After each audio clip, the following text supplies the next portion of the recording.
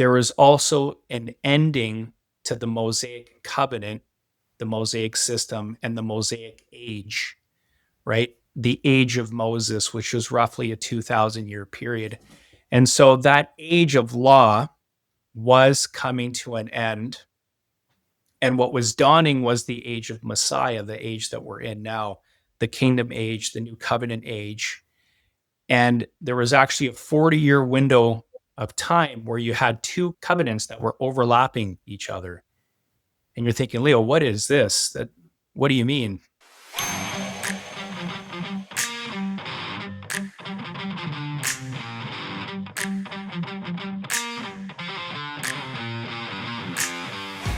Hello, everyone. Welcome to a series I'm calling Revelation Revealed, Seeing Jesus Beyond the Fear. I've got a guest I'm super excited about. We'll get to it in just a moment, but let's really be honest. Revelation can be and is sort of intimidating. If you've ever skipped it, ignored it, or felt like it just didn't sound like Jesus, you're not alone. I was that guy. For many, many years in my spiritual walk, I just felt like I didn't want to go there. It seemed like it was a hot point. People would argue over it. And so we're going to discuss that. What if the problem isn't the book, it's how we were taught to read it or the context? So here's what we're going to do. I think this is going to be 3 episodes. Before we dive into the beast, the trumpets, or 666, Antichrist, all that stuff, we need to really ask ourselves, who was Revelation written to? When was it written? Why? What was going on in the world first century when it was delivered?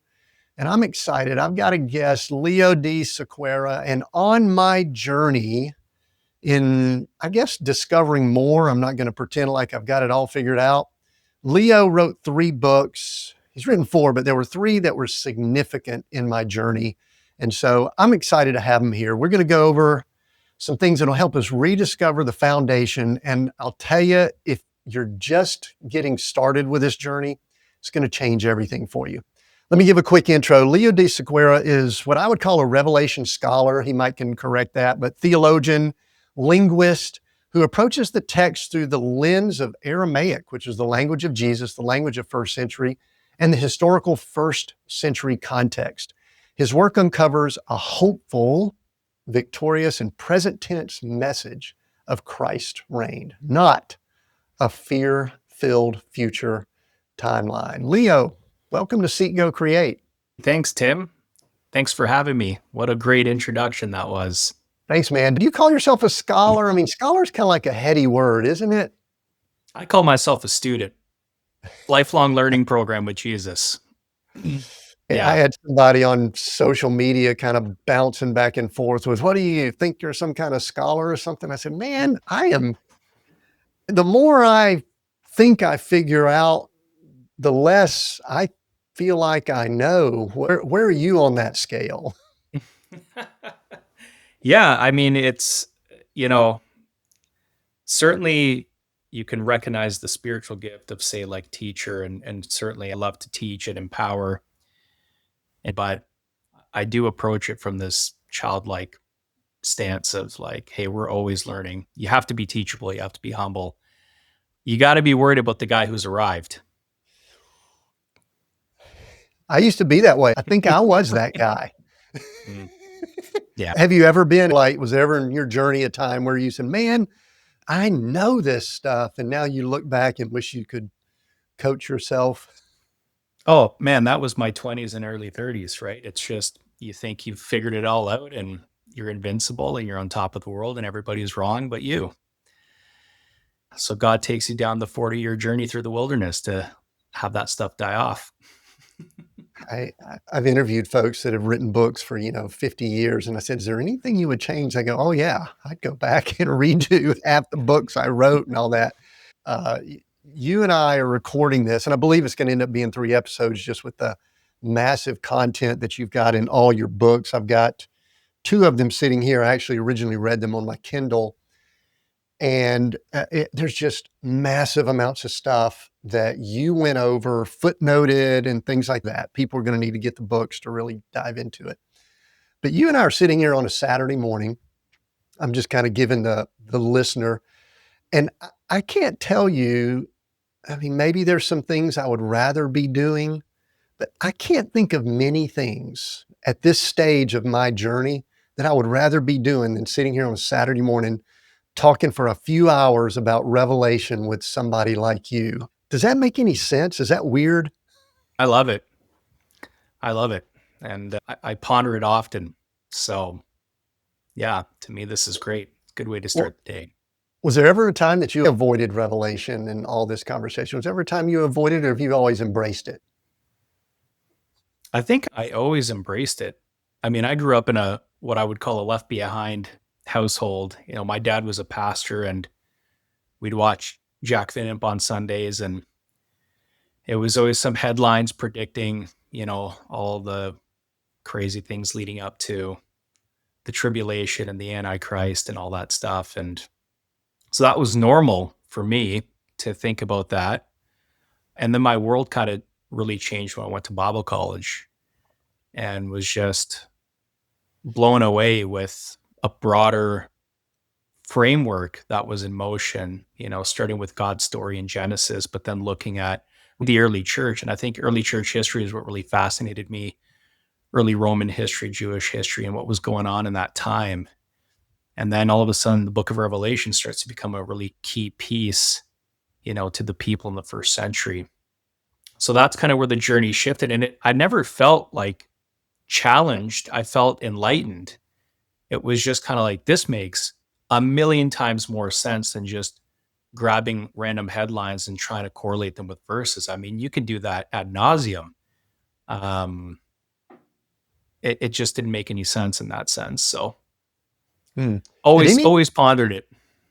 I think some of these things nagged at me, even though, like you sort of mentioned, and I've talked about it in just some recent episodes, how this thought process, this mindset, call it more of a fear-based gospel, which I know those words don't go together, but I've crammed them together anyway.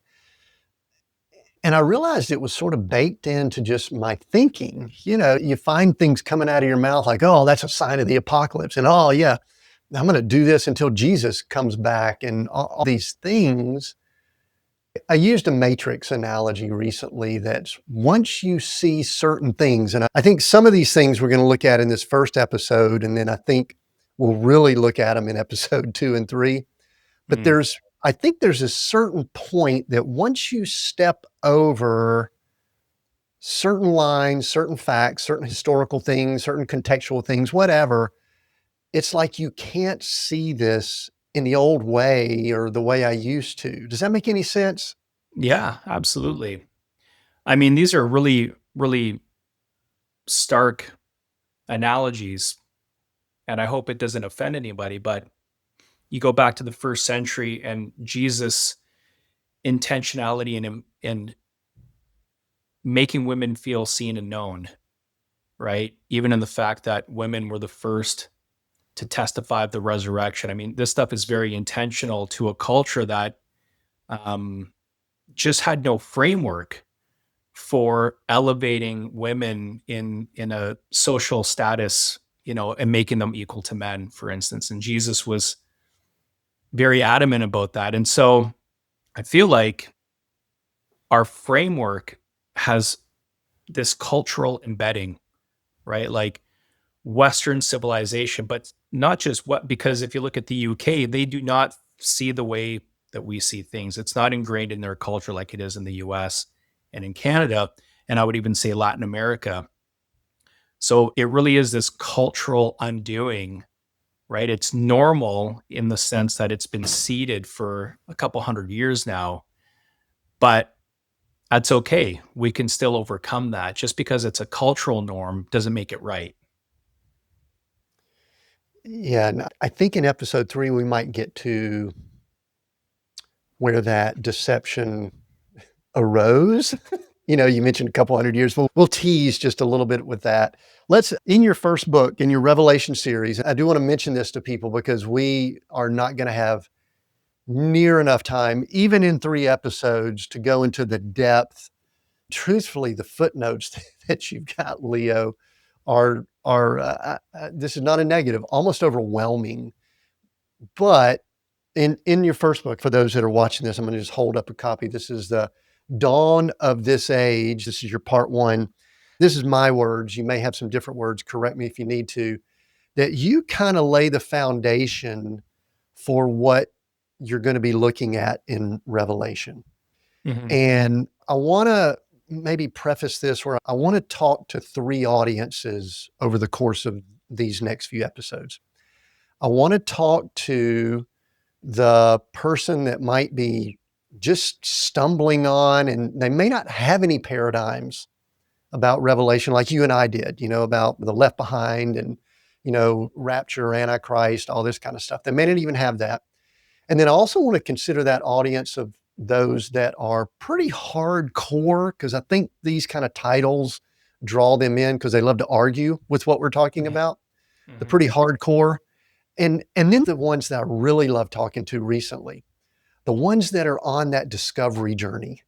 They're Mhm. somewhere down that path. And so I'm setting that up almost for you and I to gauge that, but also to let the listener know we're going to attempt to hit all three of those. So hang with us as we go through here. But let's start off. What do we need to know Mhm. before we even dive into Revelation and start picking apart all of the scriptures and the symbolism and the literal timelines? Just a little bit of a joke there. Sorry.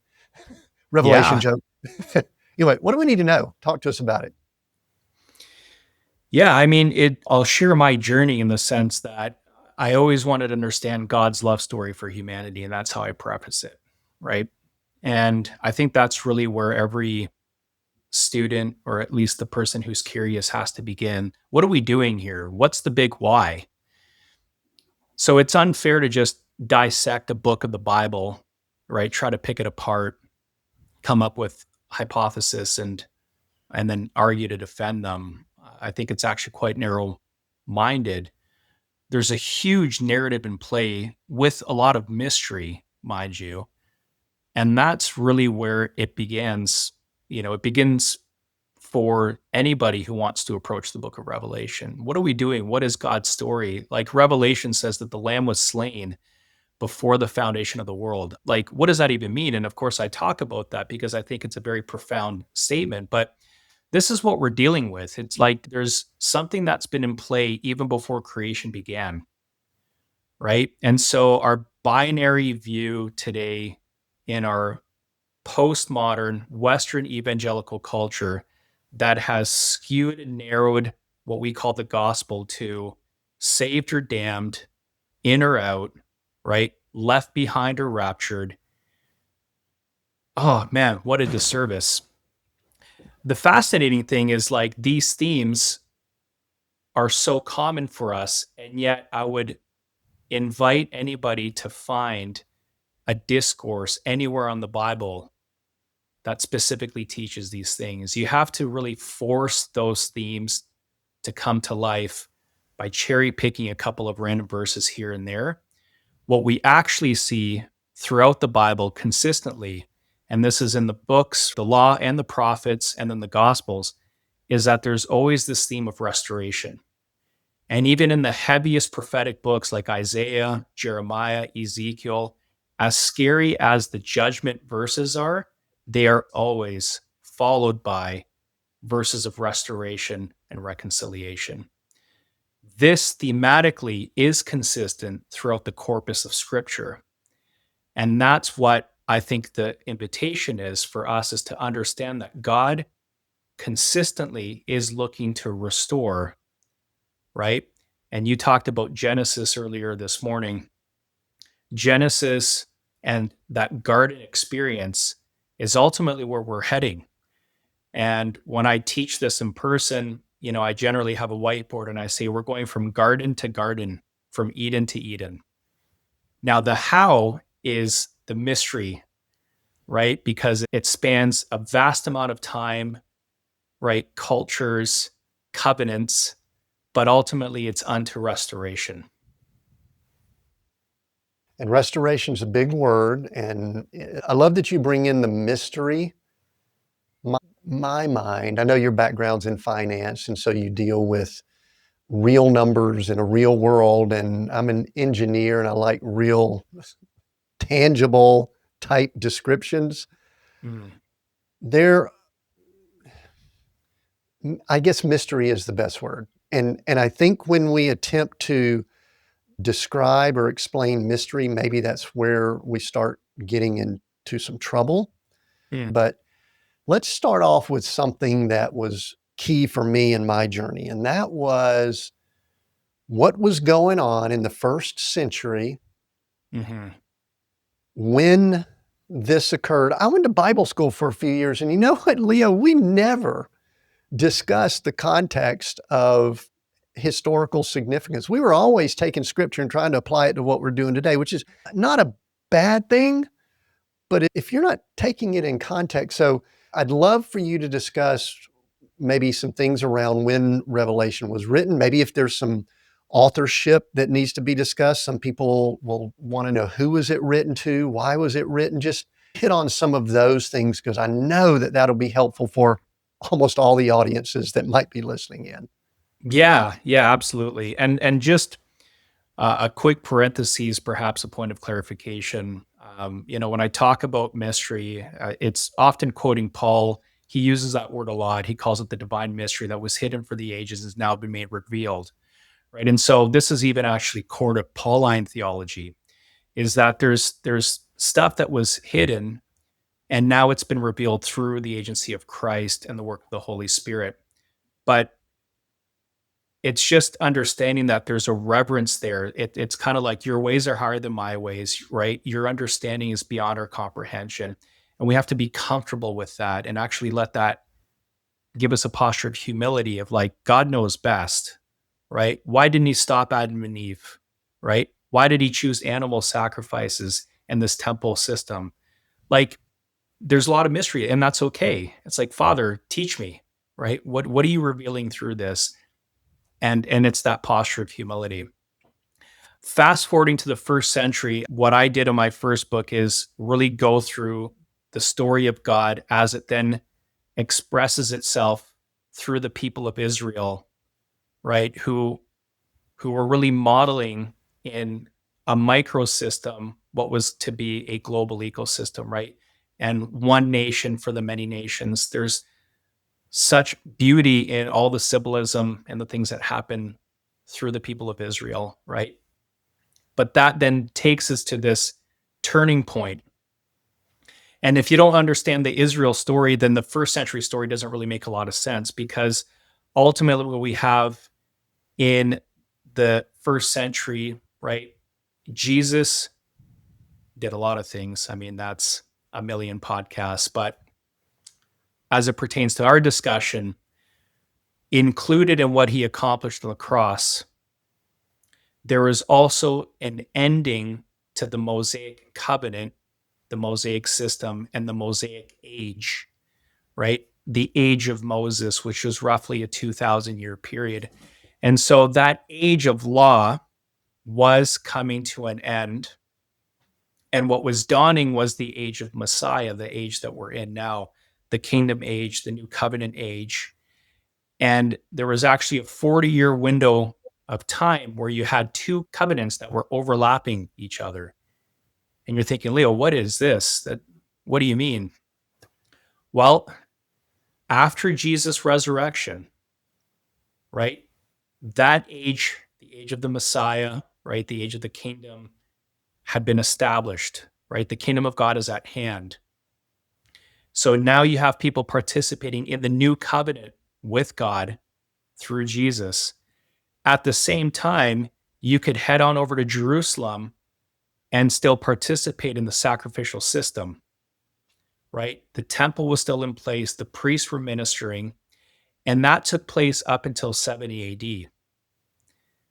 And so from 30 to 70, right, we have a season in time where two covenants were actually in force and enacted, an overlapping season. So part of the first century tension is that there's these two covenants in place, these two seasons that were still in place. And a lot of the writings of Paul, you look at Galatians, for instance, he's pleading with people that were bound to the law of Moses and saying, you've come now to the law of grace. Why are you returning? Well, that's a very unique season. It was only in that time period that it was possible to return to the sacrificial system and to bind yourself again to the bondage of the law of Moses. That was part of the tension. The second major thing was, by this time, and we all know this, I think, Rome had really enveloped the Mediterranean. They were a superpower, and Israel was under that oppression, eagerly anticipating a Messiah to deliver them, right?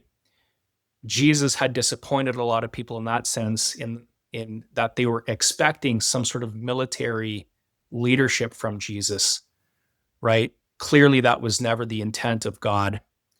So people still had that expectation, and many other leaders arose after Jesus' resurrection to try to lead coups against the Romans, right? Revolts and rebellions against the Romans.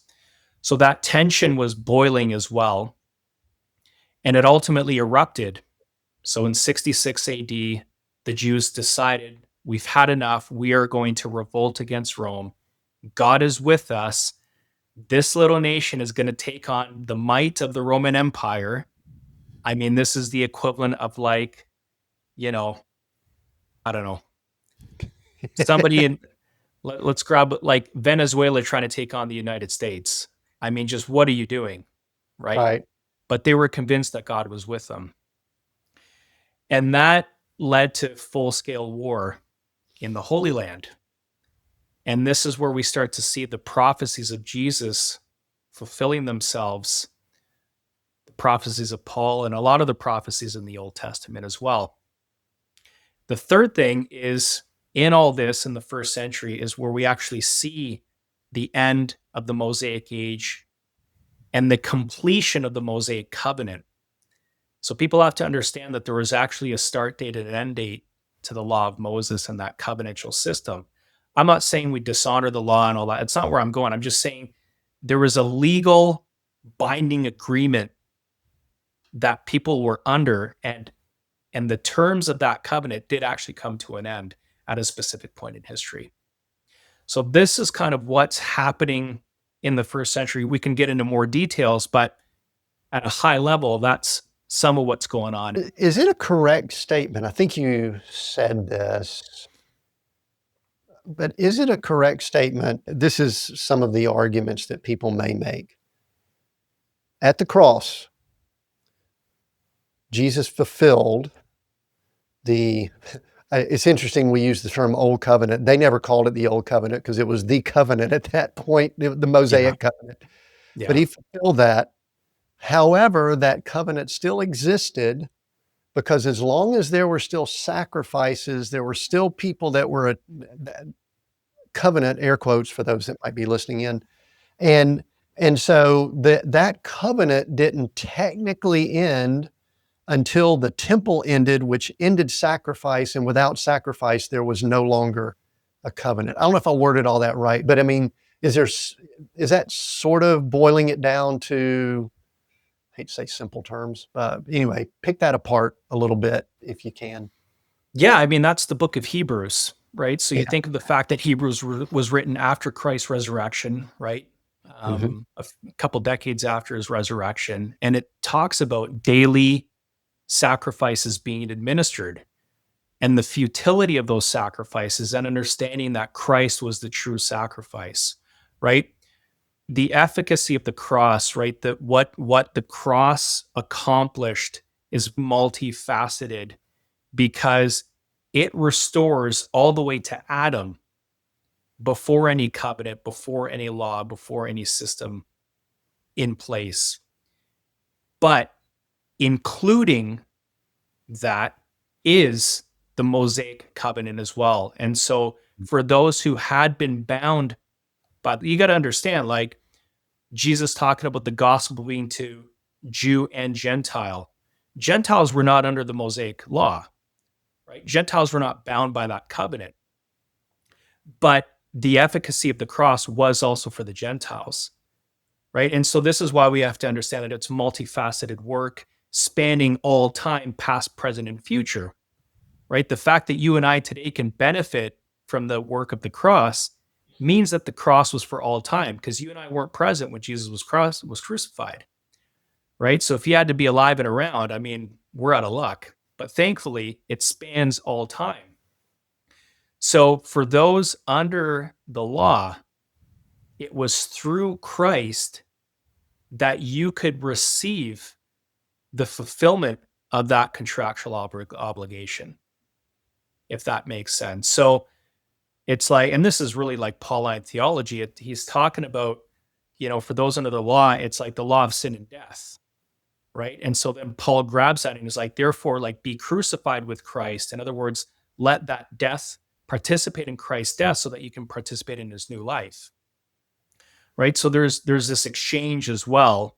And so I actually get to, for a first century Jew that was bound by the law, my hope literally was through Christ and what he accomplished. And so this is the tension of scripture.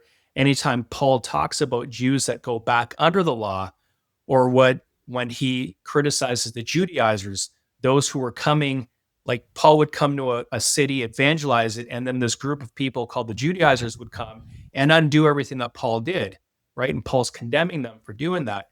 Why? Because there was that tension of like, man, don't go back under that. It's literally the law of sin and death, and there is an actual consequence that is coming for breach of covenant, and that was the 70 AD event. And so Paul's like, time is running out, right? And that's where you get a lot of the urgency of the New Testament. There's not this urgency of like fire and brimstone, you're going to burn in hell forever. There's an actual judgment coming that is a consequence of the law of Moses as that season comes to an end. Therefore, come to Christ and escape the judgment of that law. So is it safe to say that a portion of the books that we now call the New Testament were sort of a don't go back message, sort of a don't no, you've been given the ultimate answer, don't go back to the old. Is that the message of a lot of, I mean, we do have a lot of end of days, last days messages. If you do a search through the what we call our New Testament books, it's all throughout there. And I think many people have tried to take that and fast forward that 2,000 plus years, but that was like a real time that they were heading to then. And don't go back was sort of the message that I pick up on. Is that accurate? Yeah, absolutely. It is accurate. I mean, try to get anybody in Christianity today to focus their sermons, their messages, their prophetic gifts to a people 2,000 years from now. Like, who's going to care? Right? So we're going to gather on Sundays. We're going to talk about what's going to happen in 2,000 years. I'm going to write books about what's going to happen in 2,000 years. I'm going to get prophetic words about what's going to happen in 2,000 years. And that's going to minister to people's hearts. That's going to edify them. That's going to strengthen us today. It's absurd. It's absolutely absurd. It makes no sense. And the book of Revelation is the pinnacle illustration of the fact that this was first and foremost to first century people, right? Yeah. The letters of the New Testament, the urgency of the New Testament had to do with the fact that, and here's something that we have to wrestle with today. You and I are facts guys, right? We look at the evidence. Here's the fact that you have to deal with. There was a Holocaust in the first century. 1.1 million Jews were slaughtered. As a percentage of the population, it was a very high number. 100,000 were taken into the slave trade. They were sold into the Roman slave trade. So you have the Jewish narrative. We love the Jewish story. We love David and Goliath. We love Daniel. We love Esther. The Jewish story, I'm not saying it ends. I'm saying there's a huge, unexpected event in the Jewish story where 1 million Jews are slaughtered. What do we do with that? Right? So it's sobering. So either God is ignorant, God took a blind eye, God said, I sent you Jesus. You said no. It's your problem, which I don't think God would ever do. Or we understand that this was actually part of prophecy and, again, a greater narrative that's at play. And so the urgency of the New Testament is warning of this event that was coming. And so we have to really, again, take a step back. What was happening in that time? You look at Romans 9, 10, and 11, which is this beautiful discourse which culminates in Paul saying, ultimately, all Israel will be saved. Now, however you want to interpret all Israel and however you want to interpret saved, that's another discussion. But it begins with Paul saying, I would give my own life. I would die so that my people would be saved. Well, what is he so stressed out about? It's the fact that Paul's understood the prophecies of Jesus, right? Matthew 23 and 24. This generation will not pass away until all these words have come to pass. And then you look at Luke 19 and Luke 21. Luke is like, my audience will have no grid for this. So I'm just going to paraphrase it. When you see the army surrounding Jerusalem, you know that the time is now. Luke's just like, ain't people got time for this to go back to the Old Testament and figure this stuff out. That's not my audience. Jesus very adamant about the fact that Israel is going to be surrounded. Jerusalem is going to be surrounded by Roman armies, that there's going to be devastation. Woe to women who are pregnant in those times. When you see them flee to the hills, we know from early Christian history that event took place. It's called the Flight of Pella. And it's actually really fascinating that Christians were praying because they could feel that the time was at hand. There was stirrings, political stirrings, military stirrings, and all of a sudden an angel appears to these Christians and say, now is the time. And they all fled the holy city of Jerusalem to the Jordan region. This is beyond the Dead Sea, to the region of Pella.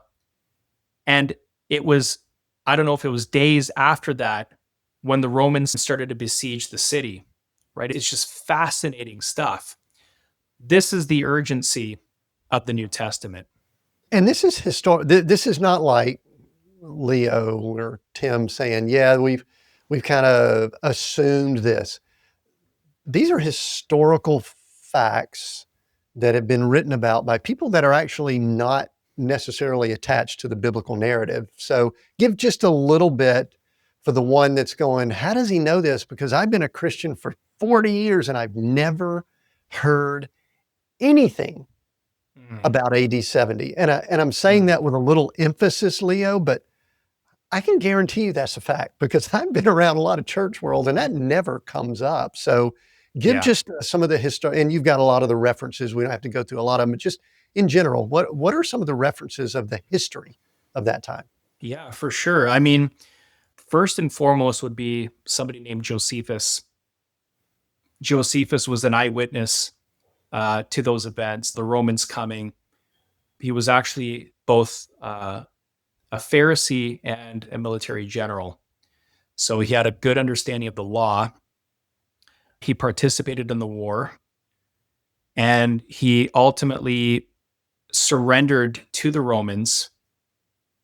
What's really interesting is that he actually, what I would say, prophesied to Vespasian, the general leading that campaign, that he would become emperor, that he would succeed Nero. And in fact, that's exactly what happened. And so he was allowed to live and chronicled all these events. So he was the only boots on the ground eyewitness account that we have of the siege of Jerusalem, of the Holy Land.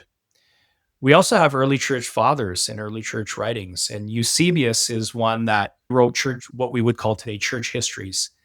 That was a few hundred years after Christ's resurrection. So we have very early accounts that were already documented. And that stuff is available for us even today. So there were also Roman accounts of the siege of Jerusalem as well, outside of Josephus. Tacitus, Suetonius, Cassius are some of the ones that would mention that siege as well. Yeah, so this is real stuff, history, not anything that's just being assumed or made up. I think what I'd love to do before we kind of dive into the next episode, all into Revelation, you talked about it just a second ago, but I'd love for you to give a take on why the words of Jesus in our Matthew 24, and there's other references. You mentioned Luke, and also there's a brief mention, I think, in Mark, but what was the significance of Jesus' words, especially in relation to what the topic is here, which is Revelation?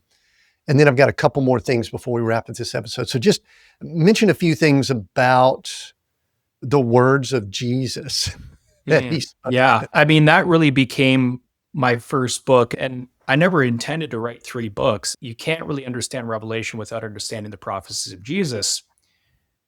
That was going to be just one chapter.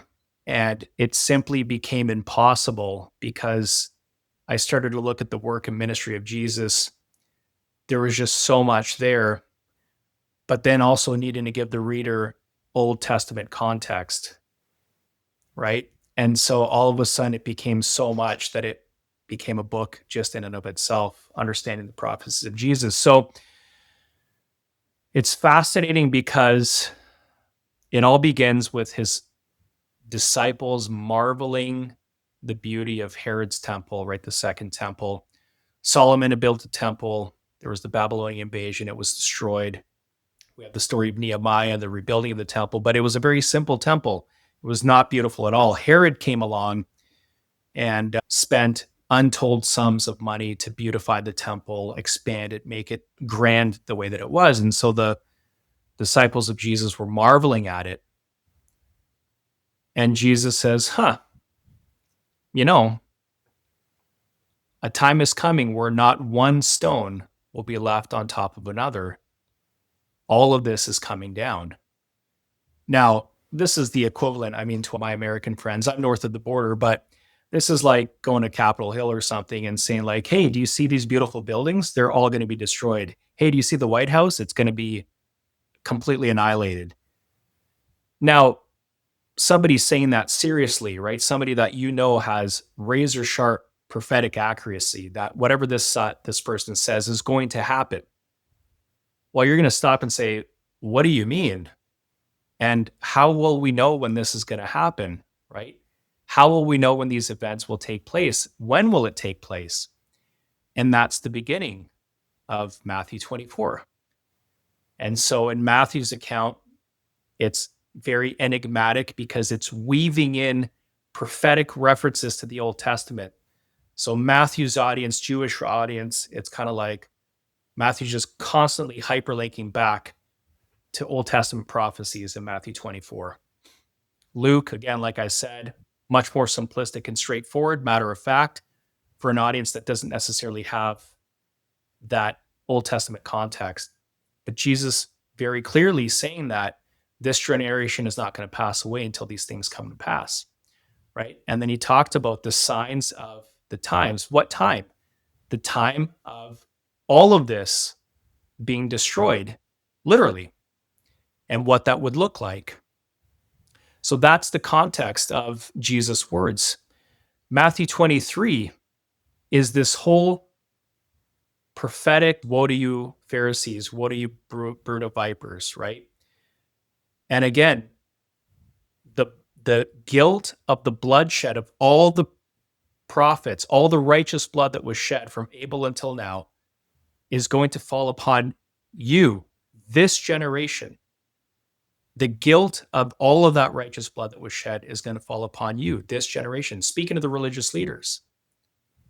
So either Jesus was incredibly inaccurate, or we don't understand that none of the apostles, except for John, were alive when these words actually came to pass.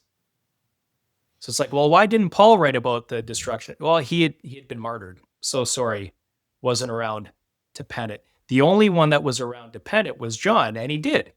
And that's what Revelation looks at, is taking the words of Jesus, and now John gets a download of like, this is what it's going to start to look like in fulfillment of not only the prophecies of Jesus, but going all the way back to the Old Covenant, right? To the Torah portion and to the prophets. we're seeing fulfillments now, and this is what it's going to look like. What's interesting about that specific passage, Matthew 24, rapture theory mindset that I had. But I've got a note. I've got my physical Bible that I've got over here to my left, and I want to look at something when we get to the third episode of this. I actually have a note, probably about 8 to 10 years ago.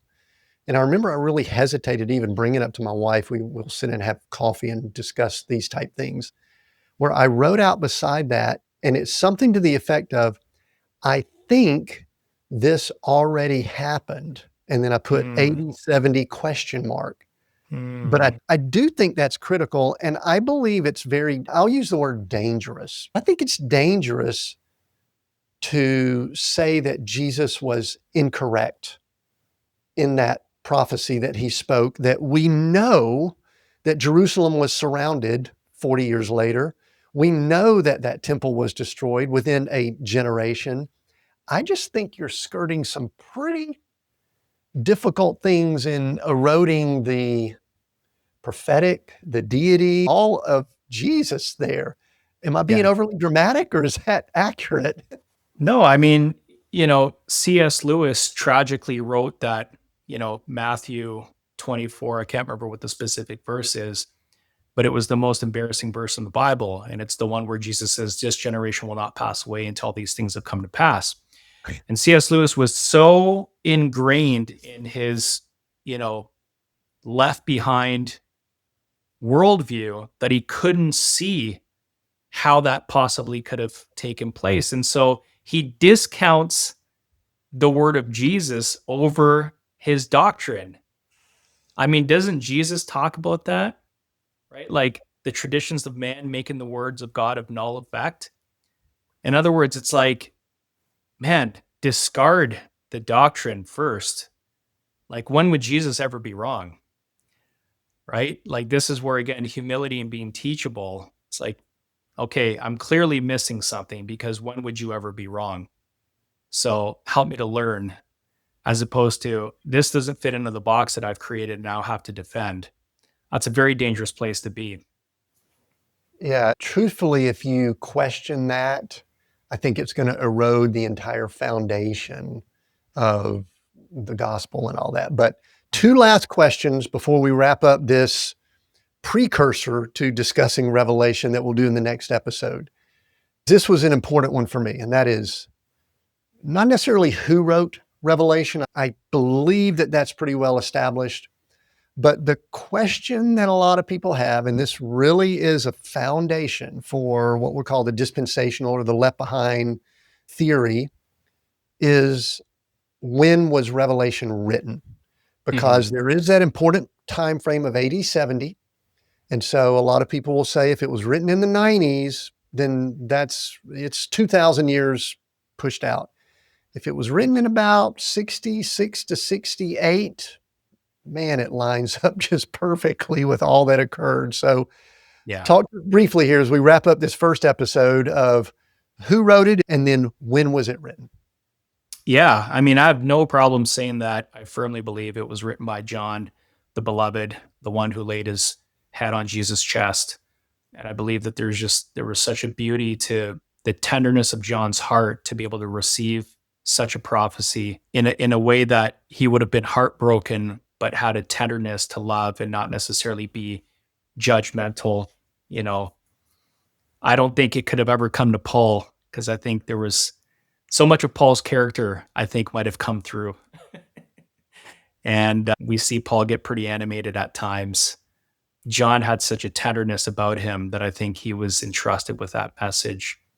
In terms of when, firmly believe, 66 AD, just before Nero's death, that John was visited by Jesus with this revelation.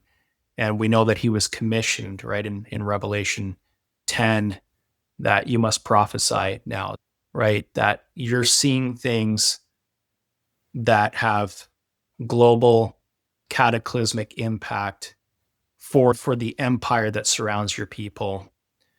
And now's the time to prophesy. 66 AD is my my strong conviction. Otherwise, it's commentary, not prophecy. Yes. It's looking back and saying, well, here's why I think these things happened.